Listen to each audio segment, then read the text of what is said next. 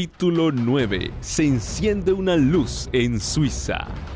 En la elección de los instrumentos que sirvieron para reformar la iglesia, se nota el mismo plan divino que en la de quienes la establecieron. El Maestro Celestial pasó por alto a los grandes de la tierra, a los hombres que gozaban de reputación y de riquezas, y estaban acostumbrados a recibir alabanzas y homenajes como caudillos del pueblo.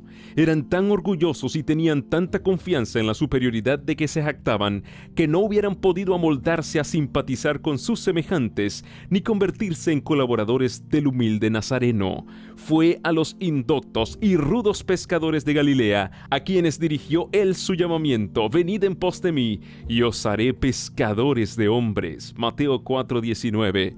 Estos sí que eran humildes y dóciles. Cuanto menos habían sentido la influencia de las falsas doctrinas de su tiempo, tanto más fácil era para Cristo instruirlos y educarlos para su servicio. Otro tanto sucedió cuando la Reforma. Los príncipes reformadores eran hombres de humilde condición y más ajenos que sus coetáneos a todo sentimiento de orgullo de casta, así como a la influencia del fanatismo clerical. El plan de Dios es valerse de instrumentos humildes para la realización de grandes fines. La gloria no se tributa entonces a los hombres, sino a aquel que obra por medio de ellos el querer y el hacer según su buena voluntad. Pocas semanas después que naciera Lutero en la cabaña de un minero de Sajonia, nació Ulrico Zwinglio en la choza de un pastor de los Alpes. Las circunstancias de que Zwinglio se vio rodeado en su niñez y su primera educación contribuyeron a prepararlo para su futura misión. Criado entre bellezas naturales imponentes, quedó desde temprano impresionado por el sentimiento de la inmensidad, el poder y la majestad de Dios. La historia de las hazañas que tuvieran por teatro sus montes natales inflamó las aspiraciones de su juventud. Junto con su piadosa abuela, oyó los pocos relatos bíblicos que ella espigara entre las leyendas y tradiciones de la iglesia. Con verdadero interés oía él hablar de los grandes hechos, de los patriarcas y de los profetas, de los pastores que velaban sobre sus ganados en los cerros de Palestina, donde los ángeles les hablaron del niño de Belén y del hombre del Calvario. Lo mismo que Juan Lutero, el padre de Zwinglio, deseaba dar educación a su hijo, para lo cual dejó su valle natal en temprana edad. Su espíritu se desarrolló pronto y resultó difícil saber dónde podrían hallarle profesores competentes. A los 13 años fue a Berna, que poseía entonces la mejor escuela de Suiza. Sin embargo, surgió un peligro que amenazaba dar en tierra con lo que de él se esperaba. Los frailes hicieron esfuerzos muy resueltos para seducirlo a que entrara en un convento. Los monjes franciscanos y los dominicos rivalizaban por ganarse el favor del pueblo, y al efecto se esmeraban a porfía en el adorno de los templos, en la pompa de las ceremonias y en lo atractivo de las reliquias y de las imágenes milagrosas. Los dominicanos de Berna vieron que si les fuera posible ganar a un joven de tanto talento,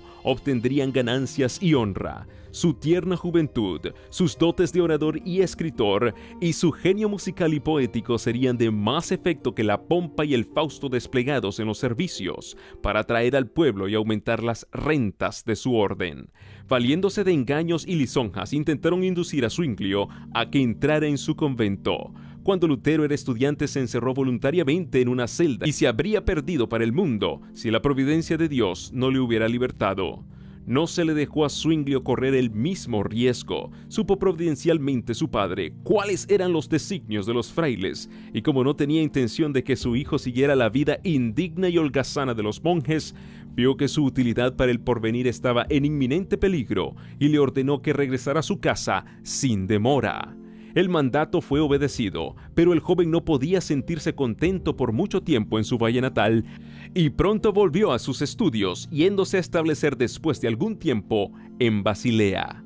En esta ciudad fue donde Zwinglio oyó por primera vez el Evangelio de la gracia de Dios. Wittenbach, profesor de idiomas antiguos, había sido llevado en su estudio del griego y del hebreo al conocimiento de las Sagradas Escrituras, y por su medio la luz divina esparcía sus rayos en las mentes de los estudiantes que recibían de él enseñanza. Declaraba el catedrático que había una verdad más antigua y de valor infinitamente más grande que las teorías enseñadas por los filósofos y los escolásticos. Esta antigua verdad consistía en que la muerte de Cristo era el único rescate del pecador. Estas palabras fueron para Zwinglio como el primer rayo de luz que alumbrara al amanecer. Pronto fue llamado Zwinglio de Basilea para entrar en la que iba a ser la obra de su vida. Su primer campo de acción fue una parroquia alpina no muy distante de su valle natal. Habiendo recibido las órdenes sacerdotales, se aplicó con ardor a investigar la verdad divina porque estaba bien enterado, dice un reformador de su tiempo, de cuánto deben saber aquellos a quienes les está confiado el cuidado del rebaño del Señor. A medida que escudriñaba las Escrituras, más claro le resultaba el contraste entre las verdades en ellas encerradas y las herejías de Roma. Se sometía a la Biblia y la reconocía como la palabra de Dios y única regla suficiente e infalible. Veía que ella debía ser su propio intérprete. No se atrevía a tratar de explicar las Sagradas Escrituras para sostener una teoría o doctrina preconcebida, sino que consideraba su deber aprender lo que ellas enseñan directamente y de un modo evidente.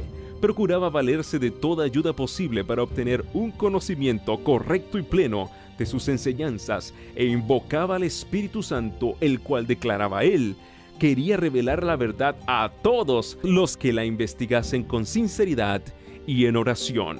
Las Escrituras, decía Zwinglio, vienen de Dios, no del hombre, y ese mismo Dios que brilla en ellas te dará a entender que las palabras son de Dios. La palabra de Dios no puede errar, es brillante, se explica a sí misma, se descubre, ilumina el alma con toda salvación y gracia, la consuela en Dios y la humilla hasta que se anonada, se niega a sí misma y se acoge a Dios. Zwinglio mismo había experimentado la verdad de estas palabras. Hablando de ello, escribió lo siguiente: cuando comencé a consagrarme enteramente a las Sagradas Escrituras, la filosofía y la teología escolástica me suscitaban objeciones sin número y al fin resolví dejar a un lado todas estas quimeras y aprender las enseñanzas de Dios en toda su pureza, tomándolas de su preciosa palabra. Desde entonces pedí a Dios luz, y las Escrituras llegaron a ser mucho más claras para mí. Zwinglio no había recibido de Lutero la doctrina que predicaba. Era la doctrina de Cristo. Si Lutero predica a Jesucristo, decía el reformador suizo, hace lo que yo hago. Los que por su medio han llegado al conocimiento de Jesucristo son más que los conducidos por mí. Pero no importa, yo no quiero llevar otro nombre que el de Jesucristo, de quien soy soldado, y no reconozco otro jefe. No he escrito una sola palabra a Lutero, ni Lutero a mí. ¿Y por qué? Pues para que se viese de qué modo el Espíritu de Dios está de acuerdo consigo mismo, ya que, sin acuerdo previo, enseñamos con tanta uniformidad la doctrina de Jesucristo. En 1516 fue llamado Zwinglio a predicar regularmente en el convento de Einsiedeln, donde iba a ver más de cerca las corrupciones de Roma y donde iba a ejercer como reformador una influencia que se dejaría sentir más allá de sus Alpes natales. Entre los principales atractivos de Einsiedeln había una virgen de la que se decía que estaba dotada del poder de hacer milagros. Sobre la puerta de la abadía estaba grabada esta inscripción: aquí se consigue plena remisión de todos los pecados. En todo tiempo acudían peregrinos a visitar el santuario de la Virgen, pero en el día de la gran fiesta anual de su consagración, venían multitudes de toda Suiza y hasta de Francia y Alemania.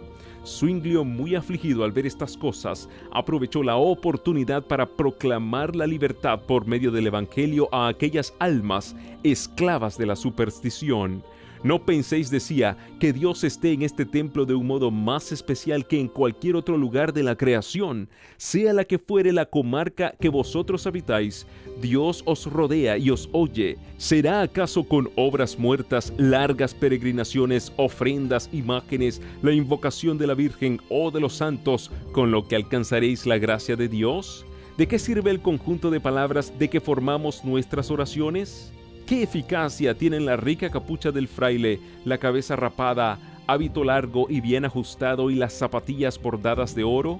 Al corazón es a lo que Dios mira, y nuestro corazón está lejos de Dios. Cristo, añadía, que se ofreció una vez en la cruz, es la hostia y la víctima que satisfizo eternamente a Dios por los pecados de todos los fieles. Muchos de los que le oían recibían con desagrado estas enseñanzas. Era para ellos un amargo desengaño saber que su penoso viaje era absolutamente inútil.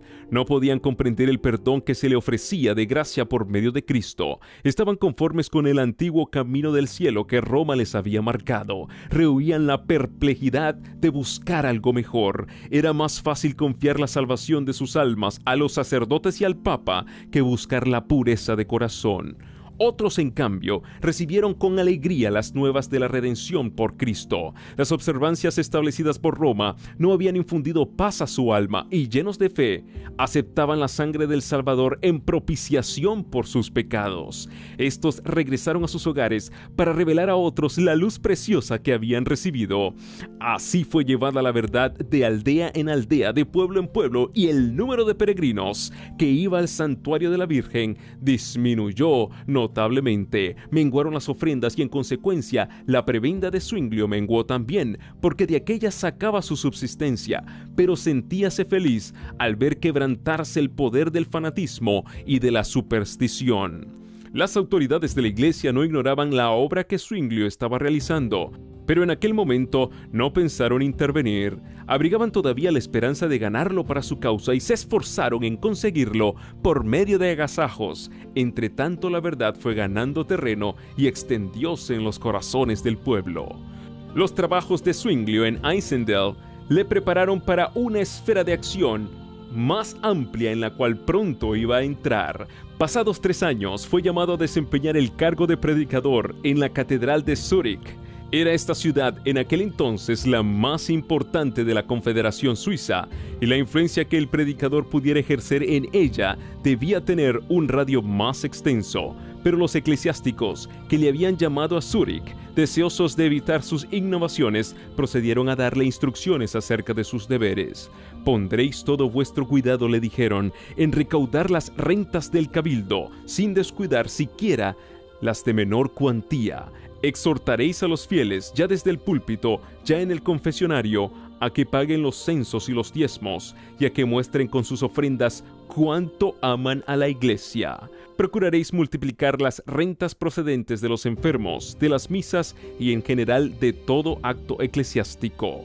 Respecto a la administración de los sacramentos, a la predicación y a la vigilancia requerida para apacentar la grey, son también deberes del cura párroco. No obstante, podéis descargaros de esta última parte de vuestro ministerio, tomando un vicario sustituto, sobre todo para la predicación. Vos no debéis administrar los sacramentos sino a los más notables, y solo después que os lo hayan pedido, os está prohibido administrarlos sin distinción de personas». Zwinglio oyó en silencio estas explicaciones y en contestación, después de haber expresado su gratitud por el honor que le habían conferido al haberle llamado a tan importante puesto, procedió a explicar el plan de trabajo que se había propuesto adoptar. «La vida de Jesús», dijo, «ha estado demasiado tiempo oculta al pueblo. Me propongo predicar sobre todo el Evangelio según San Mateo, ciñéndome a la fuente de la Sagrada Escritura, escudriñándola y comparándola con ella misma, buscando su inteligencia por medio de ardientes y constantes oraciones. A la gloria de Dios, a la alabanza de su único Hijo, a la pura salvación de las almas y a su instrucción en la verdadera fe, es a lo que consagré mi ministerio». Aunque algunos de los eclesiásticos desaprobaron este plan y procuraron disuadirle de adoptarlo, Zwinglio se mantuvo firme. Declaró que no iba a introducir un método nuevo, sino el antiguo método empleado por la Iglesia en lo pasado en tiempos de mayor pureza religiosa. Ya se había despertado el interés de los que escuchaban las verdades que él enseñaba, y el pueblo se reunía en gran número a oír la predicación. Muchos que desde hacía tiempo habían dejado de asistir a los oficios se hallaban ahora entre sus oyentes. Inició Zwinglio su ministerio abriendo los evangelios y leyendo y explicando a sus oyentes la inspirada narración de la vida, doctrina y muerte de Cristo.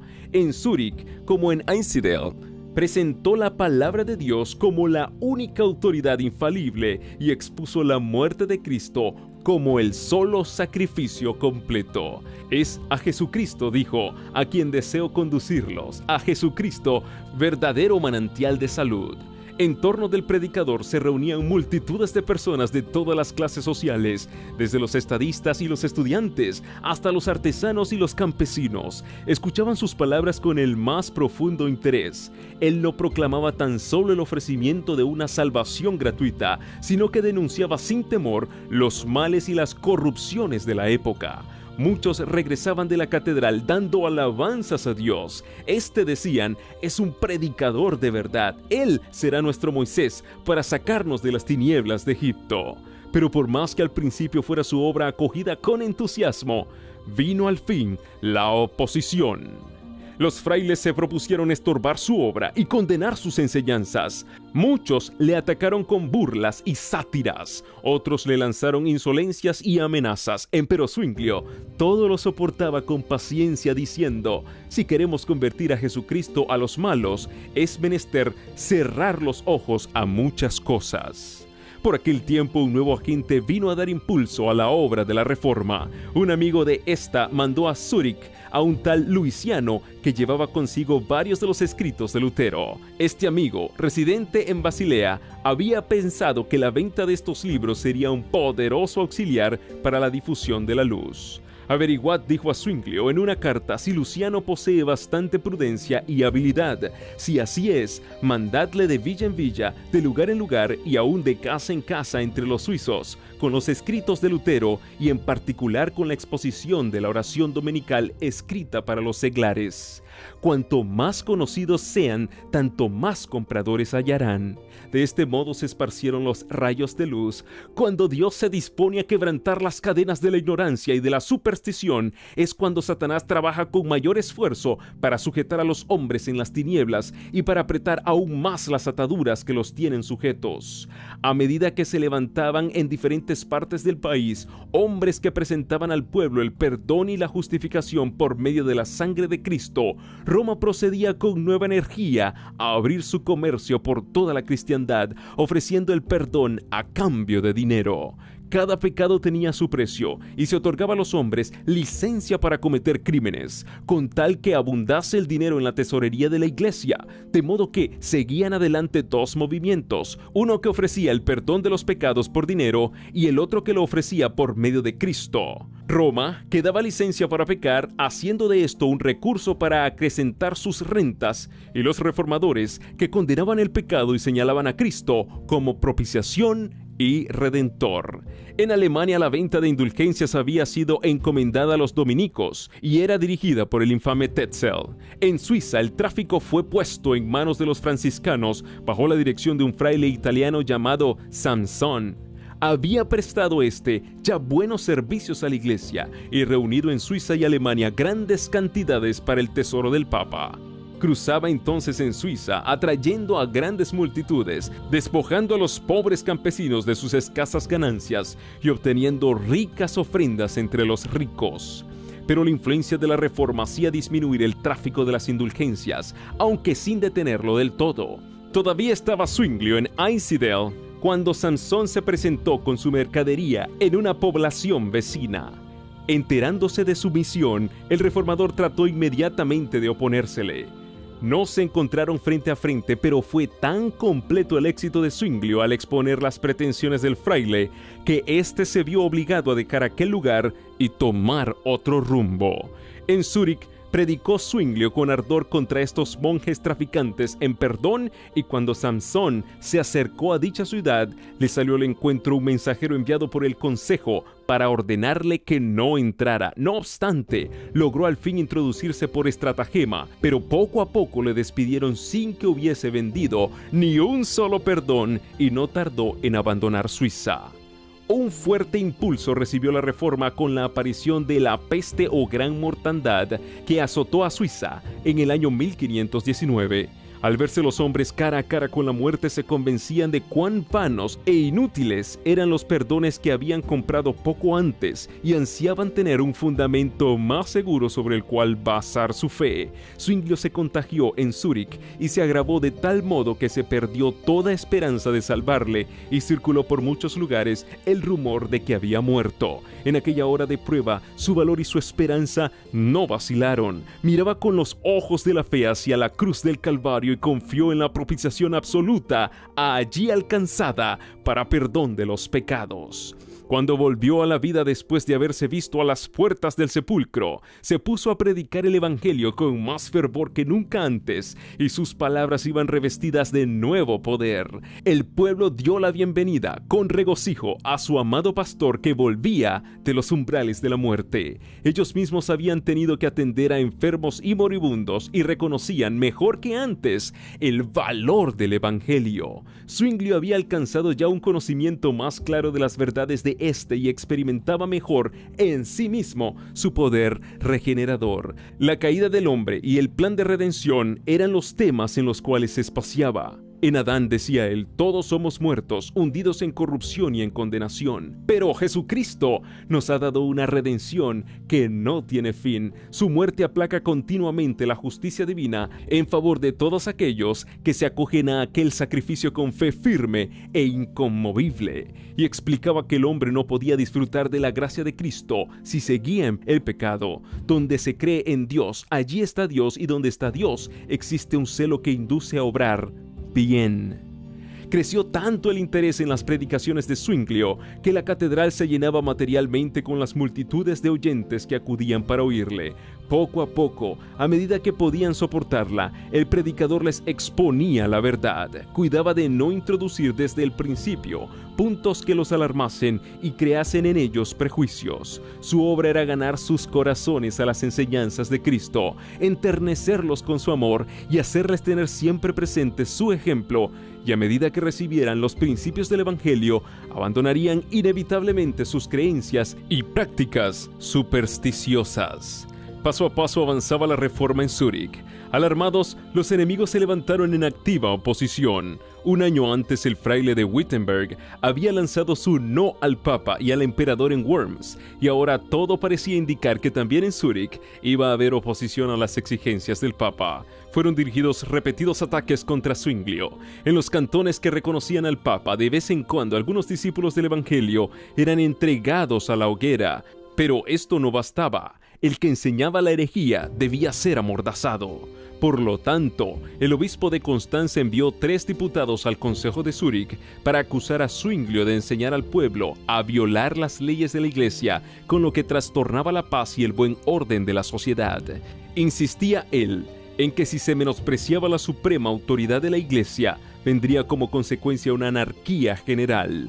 Zwingli replicó que por 4 años había estado predicando el Evangelio en Zúrich y que la ciudad estaba más tranquila que cualquiera otra ciudad de la Confederación. Preguntó, ¿no es por tanto el cristianismo la mejor salvaguardia para la seguridad general? Los diputados habían exhortado a los concejales a que no abandonaran la iglesia porque fuera de ella, decían, no hay salvación. Zwingli replicó, que esta acusación no os conmueva. El fundamento de la iglesia es aquella piedra de Jesucristo, cuyo nombre dio a Pedro por haberle confesado fielmente. En toda nación, el que cree de corazón en el Señor Jesús se salva. Fuera de esta iglesia, y no de la de Roma, es de donde nadie puede salvarse. Como resultado de la conferencia, uno de los diputados del obispo se convirtió a la fe reformada. El consejo se abstuvo de proceder contra Zwingli y Roma se preparó para un nuevo ataque. Cuando el reformador se vio amenazado por los planes de sus enemigos, exclamó, «¡Que vengan contra mí! Yo los temo, lo mismo que un peñasco escarpado teme las olas que se estrellan a sus pies». Los esfuerzos de los eclesiásticos solo sirvieron para adelantar la causa que querían aniquilar. La verdad seguía cundiendo. En Alemania, los adherentes abatidos por la desaparición inexplicable de Lutero cobraron nuevo aliento al notar los progresos del Evangelio en Suiza. A medida que la reforma se fue afianzando en Zúrich, se vieron más claramente sus frutos en la supresión del vicio y en el dominio del orden y de la armonía. La paz tiene su habitación en nuestro pueblo, escribía Zwingli.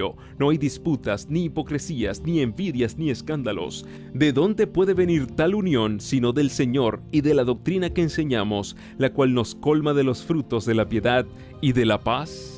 Las victorias obtenidas por la Reforma indujeron a los romanistas a hacer esfuerzos más resueltos para dominarla.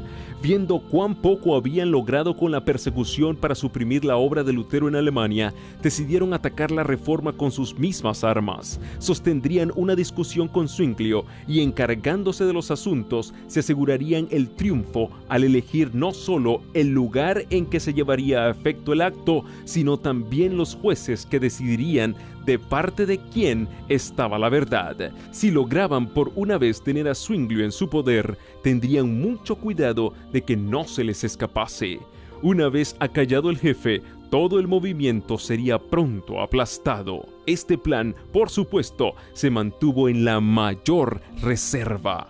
El punto señalado para el debate fue Baden, pero Zwinglio no concurrió. El Consejo de Zúrich, sospechando los designios de los papistas y advertido del peligro por las horrendas piras que habían sido encendidas ya en los cantones papistas para los confesores del Evangelio, no permitió que su pastor se expusiera a este peligro. En Zúrich estaba siempre listo para recibir a todos los partidarios de Roma que ésta pudiera enviar, pero ir a Baden, donde poco antes se habían derramado la sangre de los mártires por causa de la verdad, era lo mismo que exponerse a una muerte segura. Ecolampadio y Haller fueron elegidos para representar a los reformadores, en tanto que el famoso doctor Eck, sostenido por un ejército de sabios doctores y prelados, era el campeón de Roma. Aunque Zwinglio no estaba presente en aquella conferencia, ejerció su influencia en ella. Los secretarios todos fueron elegidos por los papistas, y a todos los demás se les prohibió que sacasen apuntes, so pena de muerte. A pesar de esto, Zwinglio recibía cada día un relato fiel de cuanto se decía en Baden. Un estudiante que asistía al debate escribía todas las tardes cuántos argumentos habían sido presentados, y otros 2 estudiantes se encargaban de llevar a Zwinglio estos papeles, juntamente con cartas de Ecolampadio. El reformador contestaba dando consejos y proponiendo ideas. Escribía sus cartas durante la noche y por la mañana los estudiantes regresaban con ellas a Baden. Para burlar la vigilancia de la guardia en las puertas de la ciudad, estos mensajeros llevaban en la cabeza sendos canastos con aves de corral, de modo que se les dejaba entrar sin inconveniente alguno. Así sostuvo Zwinglio la batalla contra sus astutos antagonistas. Ha trabajado más, decía Miconius, meditando y desvelándose y transmitiendo sus opiniones a Baden, de lo que hubiera hecho disputando en medio de sus enemigos. Los romanistas, engreídos con el triunfo que esperaban por anticipado, habían llegado a Baden luciendo sus más ricas vestiduras y brillantes joyas. Se regalaban a cuerpo de rey, cubrían sus mesas con las viandas más preciadas y delicadas y con los vinos más selectos. Aliviaban la carga de sus obligaciones eclesiásticas con banqueteos y regocijos. Los reformadores presentaban un pronunciado contraste y el pueblo los miraba casi como una compañía de pordioseros, cuyas comidas frugales los detenían muy poco frente a la mesa. El mesonero de Ecolampadio, que tenía ocasión de espiarlo en su habitación, le veía siempre ocupado en el estudio o en la oración y declaró admirado que el hereje era muy piadoso. En la conferencia, Eck subía orgullosamente a un púlpito soberbiamente decorado, en tanto que el humilde Ecolampadio, pobremente vestido, estaba obligado a sentarse frente a su adversario en tosca plataforma. La voz estentórea de aquel y la seguridad de que se sentía poseído nunca le abandonaron. Su celo era estimulado tanto por la esperanza del oro como por la de la fama, porque el defensor de la fe iba a ser recompensado con una hermosa cantidad. A falta de mejores argumentos, recurría a insultos y aún blasfemias. Ecolampadio, modesto y desconfiado de sí mismo, había rehuido el combate y entró en él con esta solemne declaración: no reconozco otra norma de juicio que la palabra de Dios. Si bien de carácter manso y de modales corteses, demostró capacidad y entereza. En tanto que los romanistas, según su costumbre, apelaban a las tradiciones de la Iglesia, el reformador se adhería firmemente a las Escrituras. En nuestra Suiza, dijo, las tradiciones carecen de fuerza a no ser que estén de acuerdo con la Constitución, y en asuntos de fe, la Biblia es nuestra única constitución. El contraste entre ambos contendientes no dejó de tener su efecto. La serena e inteligente argumentación del reformador, el cual se expresaba con tan noble mansedumbre y modestia, impresionó a los que veían con desagrado las orgullosas pretensiones de Eck. El debate se prolongó durante 18 días. Al terminarlo, los papistas cantaron victoria con gran confianza y la Dieta declaró vencidos a los reformadores y todos ellos, con Zwinglio, su jefe, separados de la iglesia. Pero los resultados de esta conferencia revelaron de qué parte estuvo el triunfo. El debate tuvo por consecuencia un gran impulso de la causa protestante y no mucho después las importantes ciudades de Berna y Basilea se declararon en favor de la Reforma.